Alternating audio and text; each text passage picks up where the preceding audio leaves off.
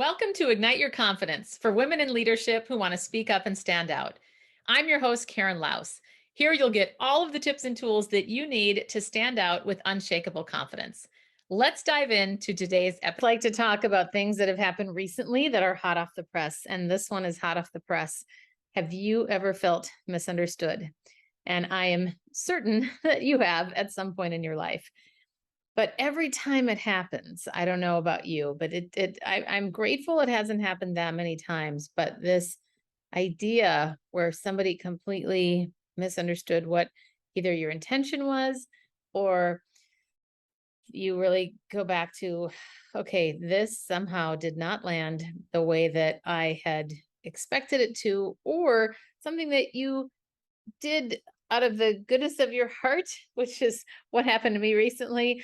It's amazing how things can be misconstrued, misinterpreted, and also we make assumptions that we then quickly lead to conclusions and create evidence as such to support what we think.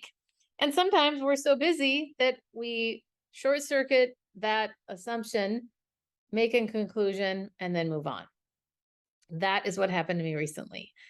So I have 3 tips for you of what to do when you are feeling misunderstood. Now, I'm sure some of you are wondering, okay, well, what happened? What's the scenario?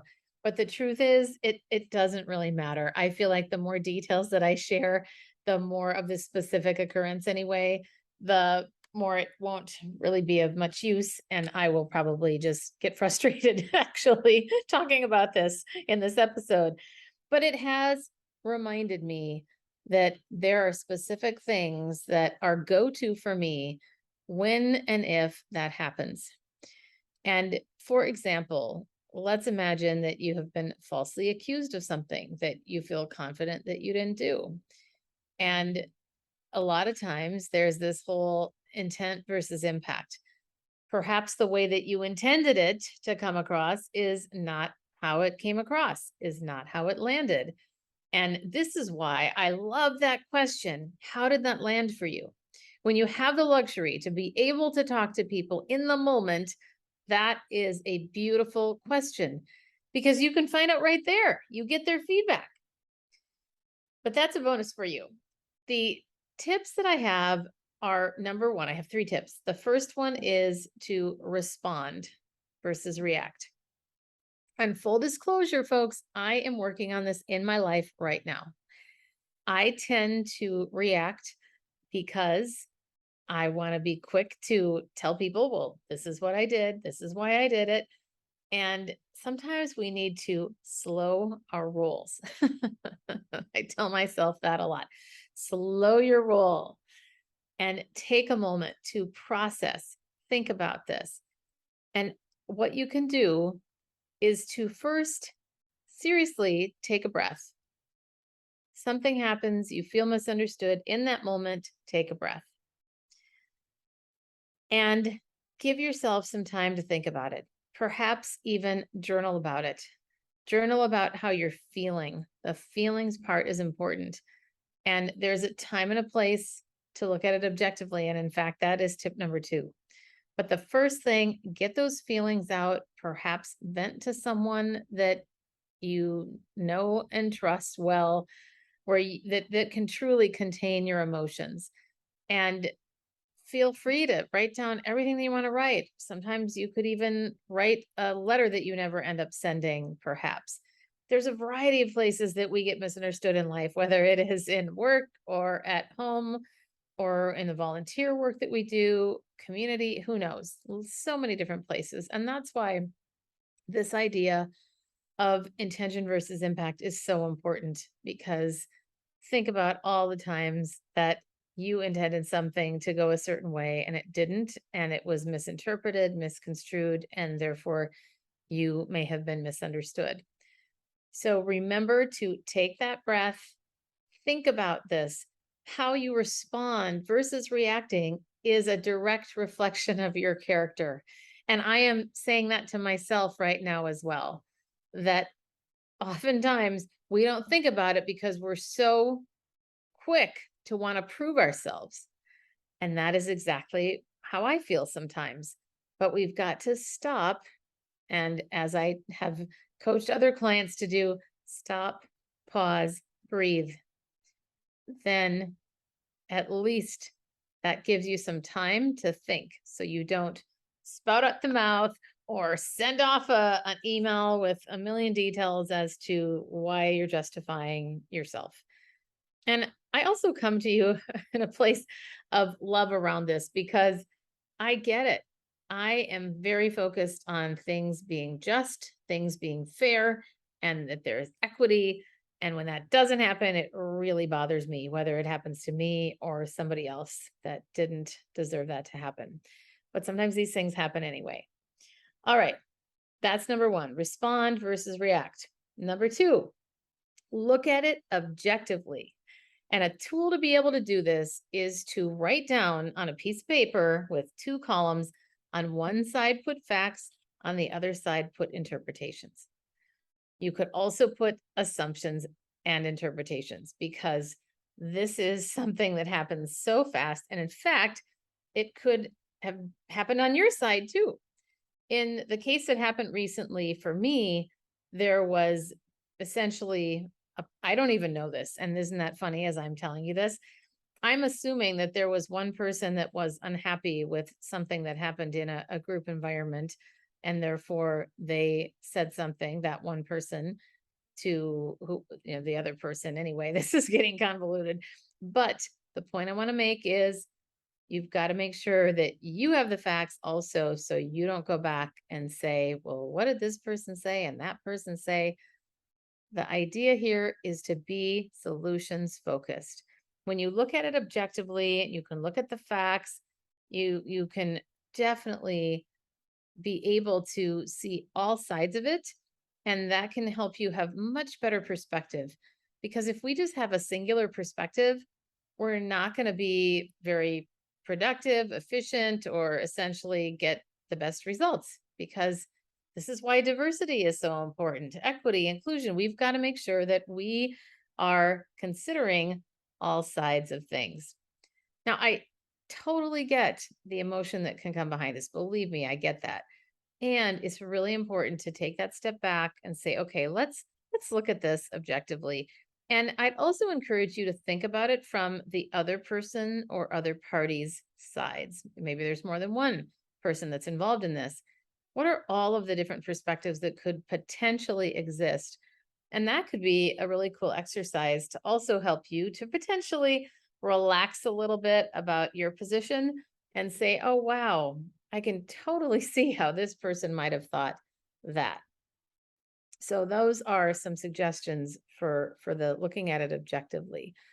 And the other thing that I would say, when you do end up responding, when you do either have the conversation, which I would expect that that would be what I'd recommend rather than an email, but either way, to come from a place of humility. Help me understand what happened here. Help me understand how I wronged you or how this got misconstrued, and to be really honest with your feelings, and be careful about saying things like you misunderstood. You don't want to say that. You want to say those I statements such as I feel misunderstood. I feel wrongly accused. I feel dismissed.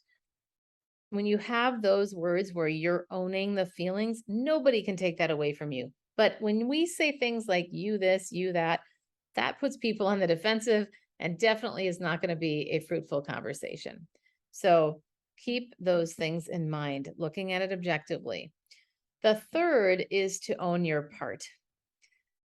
You got to be willing to own it. This is where that humility comes in again. You got to just say, wow, could you even imagine the possibility that somehow it was misconstrued? I can't, I don't want to believe, and I truly don't believe that people wake up every morning and say, wow, I really hope to make somebody mad today. I really hope that somebody feels misunderstood by me today. That is, in general, not how people operate.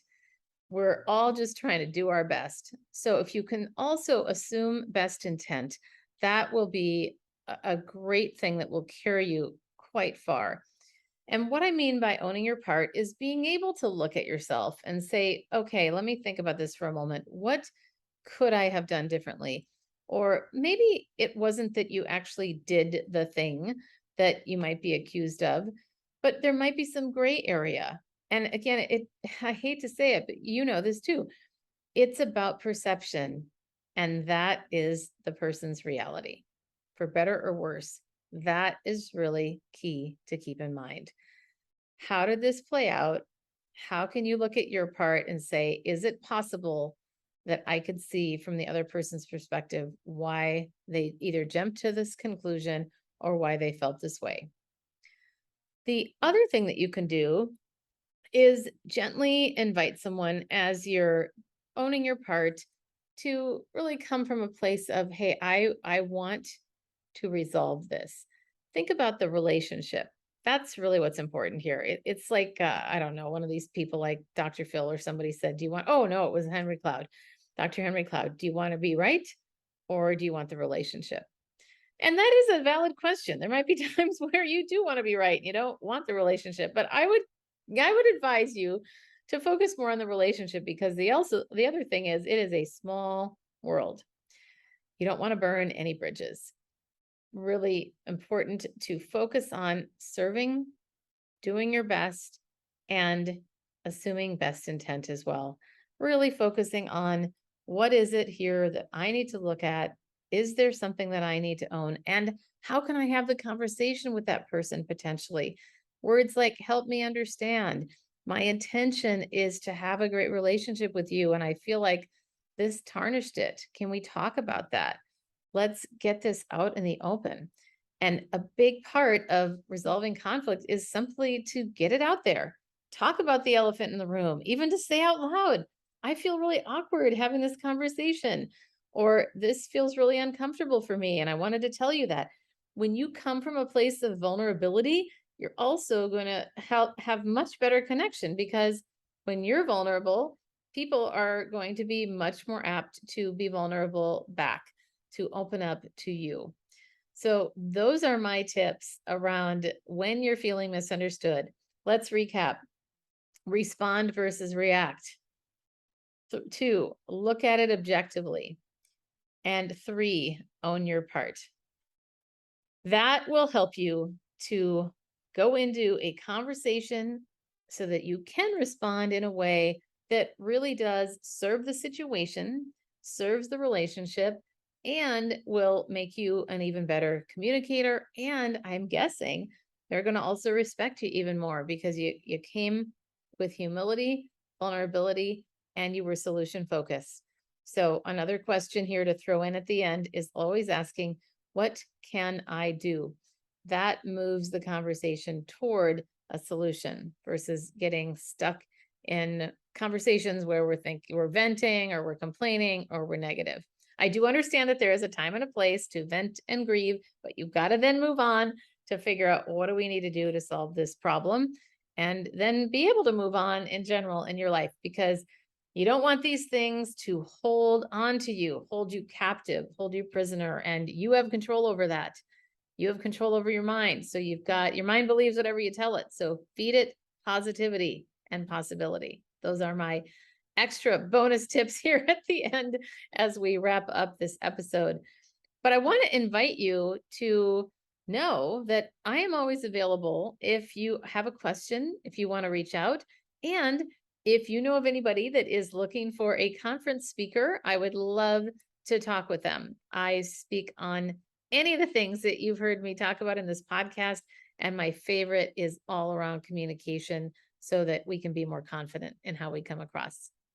And that's a wrap of another episode of Ignite Your Confidence. I'm your host, Karen Laus. Thank you so much for listening. If you loved today's episode, please subscribe and leave a review. It helps other people find the podcast faster, and it certainly helps me. If you're interested in more tips and tools around confidence, please join me over in my Facebook group called Ignite Your Confidence with Karen Laus. Remember, you too can stand out with unshakable confidence.